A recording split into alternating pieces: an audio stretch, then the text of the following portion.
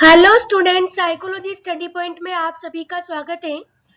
आज मैं आपके सामने लेकर आई हूँ सामाजिक अधिगम सिद्धांत, सोशल लर्निंग थ्योरी। इसके प्रतिपादक हैं अल्बर्ट बंडूरा और इन्होंने दो प्रयोग किए हैं। पहला प्रयोग इनका निर्जीव गुड़िया पर है, दूसरा प्रयोग इनका सजीव जोकर। अल्बर्ट बंडूरा के प्रयोग के अन्य नाम: नंबर 1 है सामाजिक अधिगम सिद्धांत, नंबर 2 अवलोकन का सिद्धांत, नंबर 3 अप्रत्यक्षात्मक का सिद्धांत, नंबर 4 रक्षणात्मक का सिद्धांत और नंबर 5 निर्देशन का सिद्धांत। प्रयोग: पहला प्रयोग है इनका निर्जीव गुड़िया पर।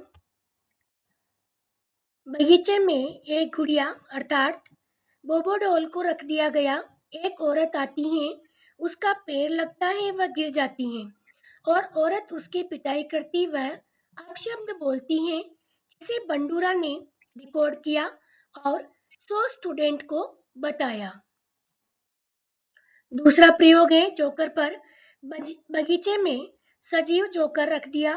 कुछ विद्यार्थी ने आकर हाथ मिलाया। इसे बंडूरा ने रिकॉर्ड किया और कक्षा में उसे बताया।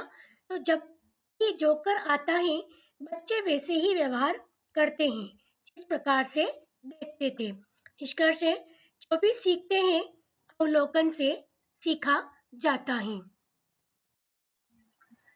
सामाजिक अधिगम का आशय कि बालक अपने परिवेश के साथ होने वाली अंतरक्रिया के द्वारा विभिन्न प्रकार के व्यवहारों का अर्जन करता है। इससे उसके व्यक्तित्व का विकास तथा समय समय पर परिमार्जन भी होता है। इस विचारधारा के समर्थकों का कहना है कि व्यक्तित्व व्यक्तिगत कारकों तथा परिस्थितिजन्य कारकों के बीच होने वाली अंतरक्रिया का परिणाम है। इसे रक्षणात्मक या अनुकरणात्मक अधिगम कहते हैं, क्योंकि बच्चे प्रारंभ में माता-पिता तथा थोड़ा बड़ा होने पर अन्य महत्वपूर्ण व्यक्तियों के व्यवहारों का अनुकरण करते हैं तथा वैसा होना चाहते हैं। इससे स्पष्ट है कि बच्चे का विकास उसके एवं परिस्थिति के बीच होने वाली अंतरक्रिया का परिणाम है। उसमें अच्छे गुण विकसित होंगे या बुरे गुण विकसित होंगे, यह सामाजिक अधिगम परिस्थिति पर निर्भर करेगा। सामाजिक परिवेश के अनेक पक्ष होते हैं। इसी प्रकार वैयक्तिक कारकों में भी अनेक कारक सम्मिलित होते हैं। ऐसे सभी कारकों का मानव विकास पर प्रभाव पड़ता है। सामाजिक अधिगम सिद्धांत के मुख्य संप्रत्यय: basic concept of social learning theory. Number 1 है मॉडल अधिगम। बालकों में यह प्रवृत्ति देखी जाती है कि वे परिवार तथा परिवार के बाहर के सभी लोगों के व्यवहारों को अपने जीवन में उतारना चाहते हैं, जिन्हें वे अपेक्षाकृत अधिक मानते हैं, सम्मान देते हैं या जो उनकी इच्छाओं की पूर्ति करते हैं, उन्हें वह अपना आदर्श मानते हैं और उनके जैसा व्यवहार करने का प्रयास करने लगते हैं। बच्चों के इस व्यवहार को प्रेक्षणात्मक अधिगम ऑब्जर्वेशन लर्निंग भी कहा जाता है। इसके विपरीत ऐसे लोग जो उनकी उपेक्षा करते हैं या डांटते फटकारते हैं, वे उनको आदर्श नहीं बन पाते। प्रारंभ में बच्चे अपने माता पिता को ही अपना आदर्श मानते हैं और उनके जैसा व्यवहार करने का प्रयास करते हैं। इस प्रकार स्पष्ट कि बालकों के व्यवहार पर आदर्श व्यक्ति के व्यवहार का व्यापक प्रभाव पड़ता है। ह्यूमन डेवलपमेंट, जैसा कि मानव विकास की प्रक्रिया को आप जानते हैं, उसमें पर्सनल फैक्टर और सोशल फैक्टर। पर्सनल फैक्टर में है नंबर 1 बिहेवियर कैपेसिटी, अर्थात व्यवहारिक क्षमताएं। व्यक्ति की जन्मजात और अर्जित क्षमताएं जो उसके व्यवहार को निर्धारित करती हैं, यही बिहेवियर कैपेसिटीज कहलाती हैं। नंबर 2 एक्सपेक्टेशन, अपेक्षाएं।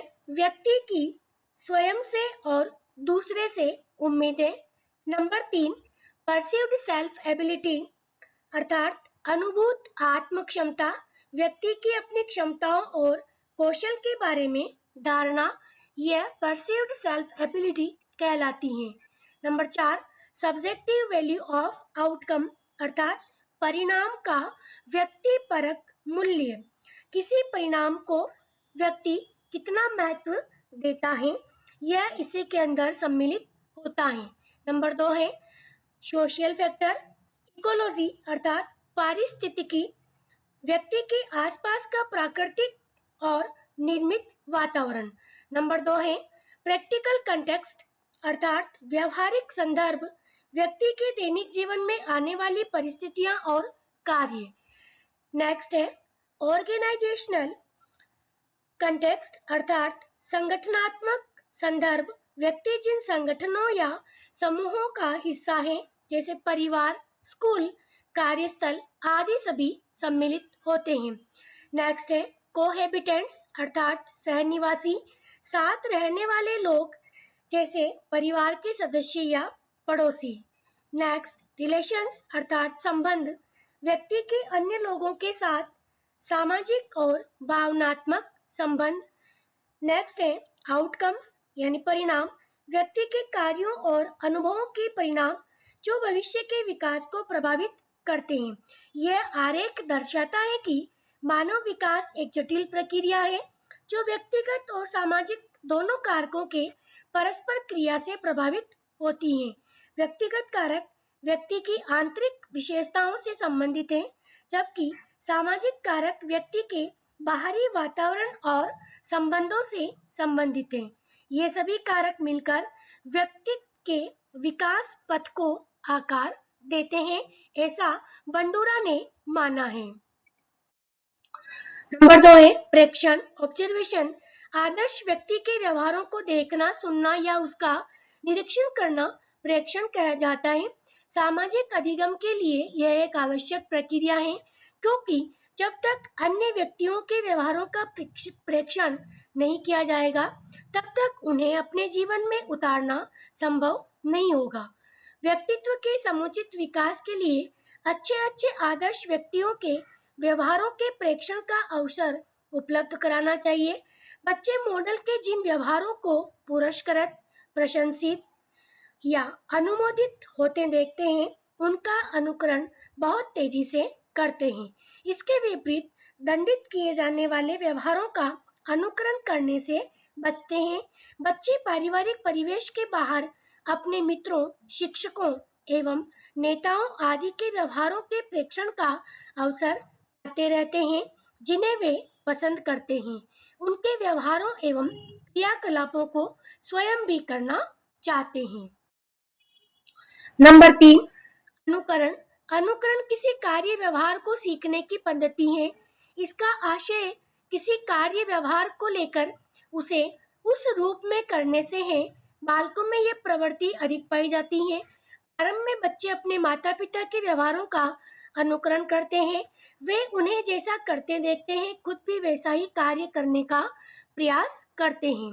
उनके माता पिता ही प्रारंभ में उनके लिए आदर्श की भूमिका में होते हैं, और जब उनके सामाजिक परिवेश का दायरा बढ़ता है तो परिवार के बाहर के लोग बच्चों के आदर्श बनने लगते हैं तथा वे उनके व्यवहारों को अपने जीवन में उतारने का प्रयास करते हैं। बंडूरा के अनुसार सामाजिक अधिगम में अनुकरण की मुख्य भूमिका होती है, इसीलिए इसको भी अनुकरण का सिद्धांत माना जाता है। अनुकरण से जहां एक तरफ व्यवहारों को सरलतापूर्वक अर्जन करने का अवसर मिलता है, वहीं दूसरों को कार्य करते देखकर बच्चों के मन में जिज्ञासा तथा साहस में भी वृद्धि होती है। अनुकरण से किसी व्यवहार को सिखाने में कुछ प्रक्रियाएं प्रयुक्त होती हैं। नंबर 1 है ध्यान, अटेंशन, किसी व्यवहार का प्रेक्षण करने या उसका अनुकरण करने के लिए संबंधित व्यवहार पर ध्यान देना आवश्यक है। ध्यान के अभाव में संबंधित व्यवहार को समझ सकना कठिन है। इसमें अनुकरणकर्ता को अपनी योग्यता एवं प्रेरणा आदि से सहायता मिलती है, और यदि आदर्श में नवीनता है तथा वह प्रभावी ढंग से कार्य कर रहा है तो प्रेक्षण का ध्यान उसकी तरफ अधिक से अधिक खींचा रहता है। नंबर 2, धारणा, रिटेंशन। प्रेक्षित व्यवहार को बाद में दोहराने के लिए शिक्षक को चाहिए कि वह उसे याददाश्त के विषय वस्तु बनाए रखे। यदि प्रेक्षित व्यवहार का विस्मरण हो जाता है तो आगे चलकर उसका पुनरुत्पादन नहीं हो पाएगा। नंबर 3, क्रियात्मक पुनरावृत्ति, मोटरिक रिप्रोडक्शन। आदर्श के प्रेक्षित व्यवहारों को अपने जीवन का अंग बनाने के लिए बाद में उसका जो का तो पुनरुत्पादन करना पड़ता है। यही क्रिया अनुकरण है। नेक्स्ट, अभिप्रेरणा, मोटिवेशन। किसी कार्य व्यवहार को सीखने में अभिप्रेरणा एक सहायक कारक है। यह व्यवहार में सक्रियता एवं तत्परता उत्पन्न करती है। अतः अनुकरण करने के लिए प्रेक्षक को अभिप्रेरित करना चाहिए। Number 5, तादात्म्यकरण, identification. मॉडल के व्यवहारों एवं कार्यों को अपने जीवन में विधिवत उतारने के लिए प्रेक्षक को मॉडल के साथ तादात्म्यकरण करना चाहिए। यह वह प्रक्रिया है जिसके आधार पर प्रत्येक व्यक्ति अपने आदर्श की भावनाओं, विचारों एवं कार्यों को आंतरिक स्तर पर ग्रहण करता है तथा उसे मॉडल के व्यवहारों से लगाव हो जाता है। प्रारंभ में बच्चे माता पिता के साथ तादात्म्यकरण करके उनके जैसा बनना चाहते हैं और आगे चलकर वह अपनी इच्छा एवं पसंद के अनुसार अपने शिक्षकों, अधिकारियों, नेताओं आदि के साथ तादात्म्यकरण करके उनके जैसा होना चाहते हैं। आधुनिक विचारक इस मान्यता को ही अधिक महत्वपूर्ण मानते हैं। यह प्रक्रिया पारिवारिक परिवेश से प्रारंभ होती है और आगे भी जारी रहती है। सामाजिक अधिगम सिद्धांत के शैक्षिक निहितार्थ, educational implication of social learning theory. Number 1 है, प्रधानाध्यापक एवं अध्यापक को स्वयं मॉडल के रूप में प्रस्तुत करना चाहिए ताकि छात्र उनका अनुकरण कर अच्छे व्यवहार को सीख सके। नंबर 2, अध्यापक छात्रों को स्वतंत्रता पूर्वक निरीक्षण के लिए प्रेरित करे। नंबर 3, छात्रों के हित के लिए अध्यापकों को कभी-कभी ऐसे बनावटी परिस्थितियां पैदा करनी चाहिए जो अनुकरण द्वारा सीखने में सहायक सिद्ध हो सके। नंबर 4, विद्यालयों में अनुकरणीय पाठ्य सामग्री क्रियाओं का आयोजन करना चाहिए। Thank you.